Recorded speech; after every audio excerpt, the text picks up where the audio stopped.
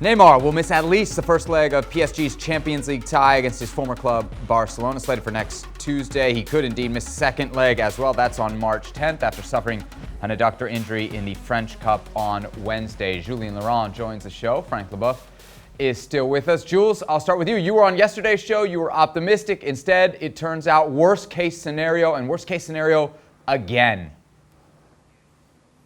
Again, you're right, Sebi, because it's obviously not the first time. This will be the fourth last 16 leg that he would miss since arriving in Paris out of 7. 4 out of 7. This is a lot of big Champions League knockout games missing.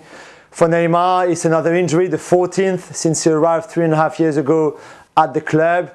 There's also to talk about, of course, was it the right thing for Mauricio Pochettino to play Neymar in a game like this, 6 days before the clash against Barcelona? It's a cup game against a second division team that is more likely than not to kick him all around the pitch, which they did, to be fair. It was freezing, the pitch wasn't good, but yet he needed some game time because he hadn't played for 2 weeks before Wednesday's night games. He had, I think, completed only 1.5 games since January pretty much, or something like this. So he needed to play to be fitter for the Barcelona game. So you kind of have to play, and also he's your best player. You cannot just pick games there and there. You know, they're all good games. It doesn't matter if it's cold or the pitch is not great.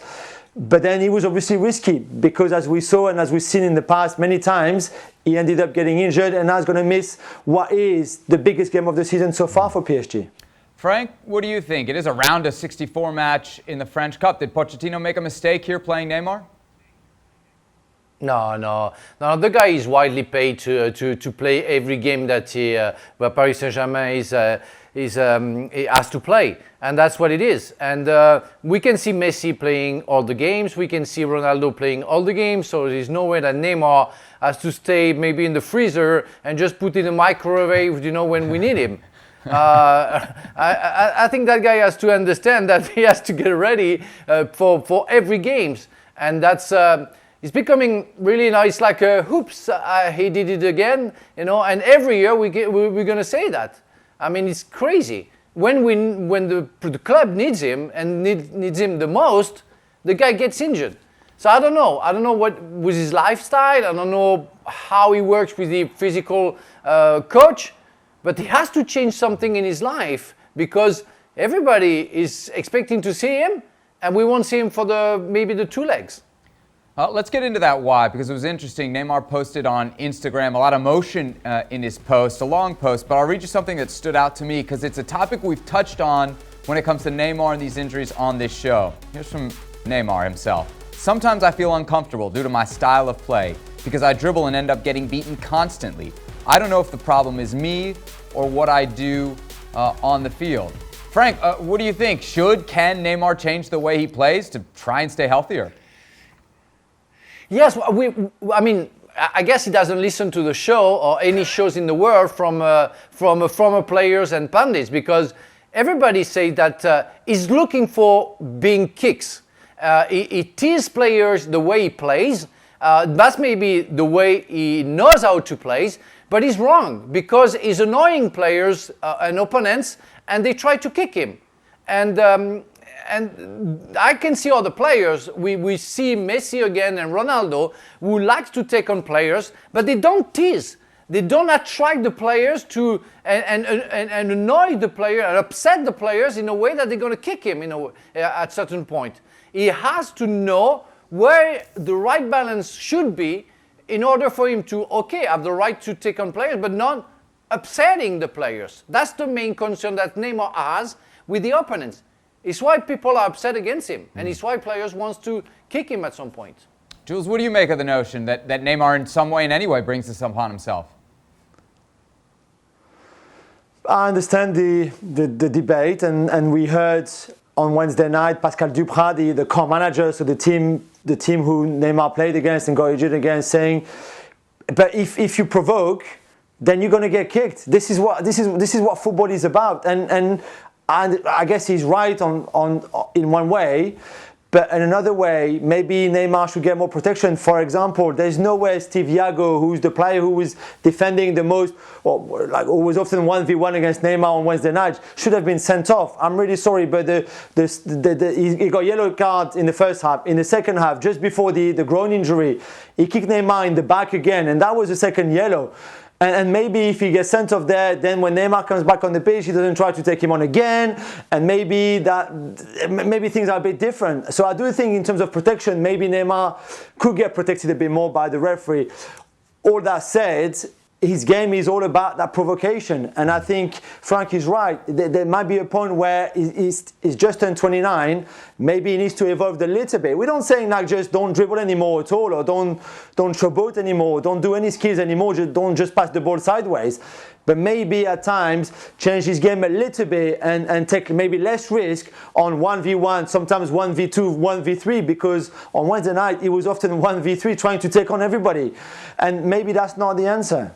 Jules, what's the level of frustration from PSG fans? We were looking at the numbers. He's now missed 46% of the games that he could have played in for this club. And not to mention how big these games are that he's now fixing to miss. Yeah, that's the thing, because you can miss some games, but it's more often than not 3 seasons out of the 4 that he's been at the club that he's been missing in those games. February, March, when you play Champions League like 16, Champions League quarterfinals, like 16 second legs, all of that. And that's where, and maybe there's no coincidence that the one season where he's not injured in February or March, they get all the way to the final, whereas before they've stopped before. So the frustration is there. They don't blame him at all. They protect him more than anything else. They think it's unlucky really that he gets those injuries. 2 are the metatarsal on his foot. Again, I don't think there's anything you can do about that. He was kicked on the foot twice. He got those injuries. This time it's the groin. Again, I'm not sure if it's got something to do with his lifestyle off the pitch or not, but certainly at the club, they're not blaming him or anything. They're not asking him to change either. They're there to support him. They think he's so unlikely. And what we hear from the club is like, I mean, what's the probability? There's no other top world-class players who get that bad luck when it comes to injuries in key moments of the season. It seems that curse on Neymar, the Champions League and PSG. Frank, whether you blame Neymar or not, the injuries keep coming and they keep coming at critical times. I mean, this is almost the staple of his legacy, of who he is as a footballer at this point, isn't it? Yeah, it's a statement that we can do, and because it's what's going on, and every year around February something happens to him. So it's sad in a way. He's a creator. He's a fantastic player, and we all agree to know that he's exceptional. But he's exceptional when he plays.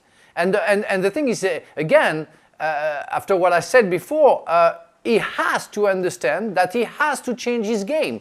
Otherwise, he's going to suffer because he's not 22, 23.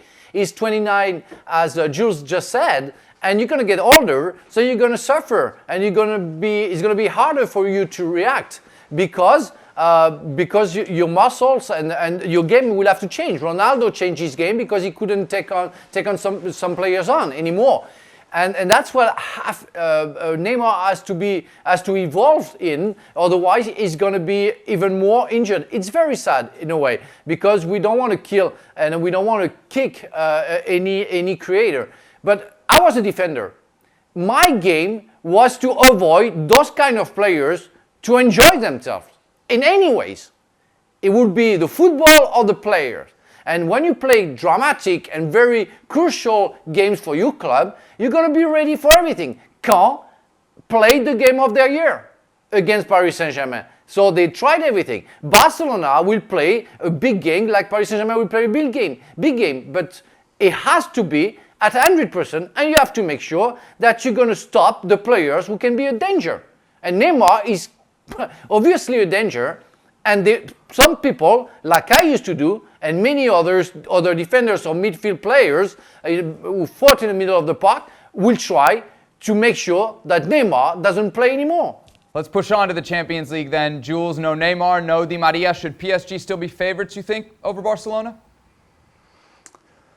I think we're down to 50-50 now. We said before that maybe 60-40 was the right the right percentage. I think now with no Neymar, it's down to 50-50. Really, I do, because Neymar and Di Maria have been PSG's best player in the last 6 to 8 weeks, really. And without them, it's a completely different story. You could say that maybe collectively, in a way, you're, as a unit, it's better without Neymar, because Neymar, as we've been saying, you give him the ball and he does his thing on his own and things like this. However, this is still a team that is very dependent on Neymar's talent and on Kylian Mbappe's talent. And when one of them is not there, you obviously feel it. And certainly Barcelona will fear PSG less now that Neymar and Di Maria won't start that first leg. So Pochettino will have to find another way, whether you play a bit more cautiously, especially away from home, with 3 in midfield instead of the 2 that you would have had at Neymar and Di Maria being there, and you can play on the counter. You could find other ways. You can play Sarabia, I guess, will play now. Caen might play up front. Kylian Mbappe on one side. Julien Draxler could maybe come in the team. But certainly they will have to find a way now of creating without Neymar and Di Maria, scoring without them as well, being solid without them, being efficient on the counter-attack and in possession without them, and that's not going to be easy. Thanks so much for watching ESPN on YouTube. And for more sports highlights and analysis, be sure to download the ESPN app. And for premium content and live streaming, subscribe to ESPN Plus.